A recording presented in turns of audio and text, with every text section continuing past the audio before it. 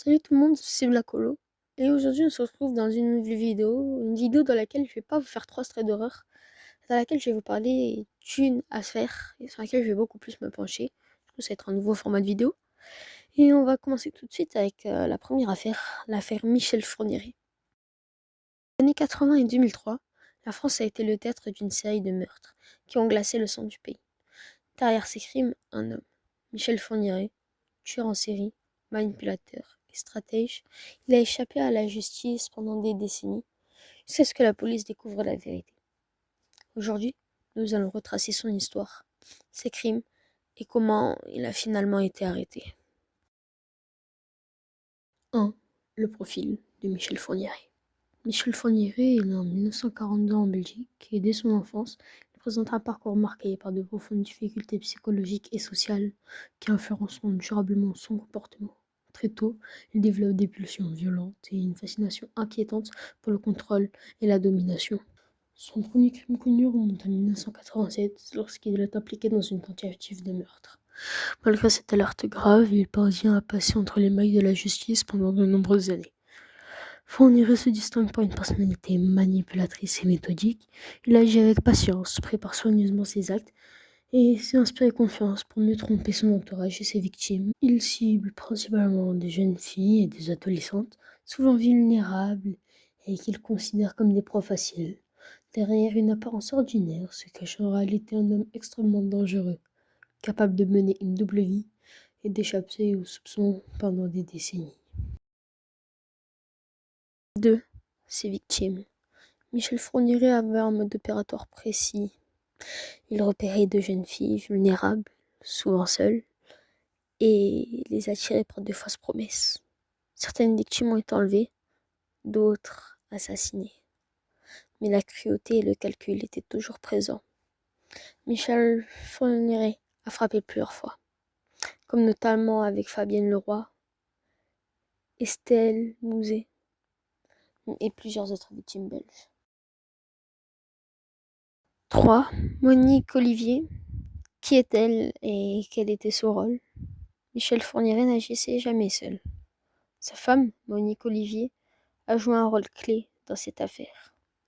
Elle a participé à certains enlèvements et a couvert ses crimes pendant des années. Sa collaboration a été également décisive pour résoudre cette affaire. 4. Les enquêtes et les failles de la justice. Malgré plusieurs signalements, Michel Fourniret a échappé à la police pendant de nombreuses années. Les enquêtes ont souvent été compliquées par l'absence de preuves directes et sa capacité à manipuler les enquêteurs. Michel Fourniret a souvent été quelqu'un de très discret et qui manipulait souvent ses victimes, mais également la police, ce qui lui a permis pendant des années de se fondre dans la masse et de devenir l'une des personnes les plus recherchées. 5. L'arrestation. Tout a basculé en 2003 lorsque les enquêteurs relient plusieurs meurtres à Fourniret grâce aux témoignages et aux indices laissés par Monique Olivier, sa propre femme qui l'a pourtant aidé pendant ses crimes, ses meurtres et qu'il a même caché pendant des années. Il est finalement arrêté et inculpé. 6. Le procès.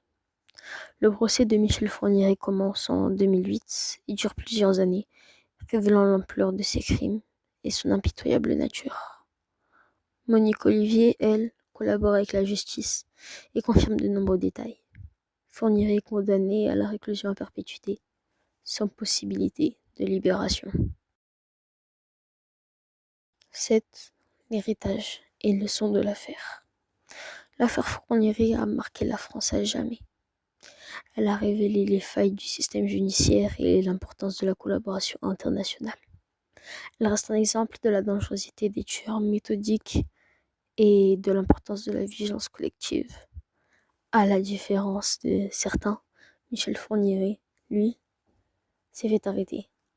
Mais il y a tellement de tueurs en série qui rôdent dans les alentours que on ne sait pas combien il en reste. 8. Conclusion. Michel Fourniret est mort en prison en 2021, mais ses crimes continuent d'enseigner aux enquêteurs et au public les dangers de l'impunité. Cette affaire restera gravée dans l'histoire criminelle française. J'espère que cette vidéo vous aura plu. N'hésitez pas à vous abonner et à liker cette vidéo. Ça me ferait énormément de plaisir.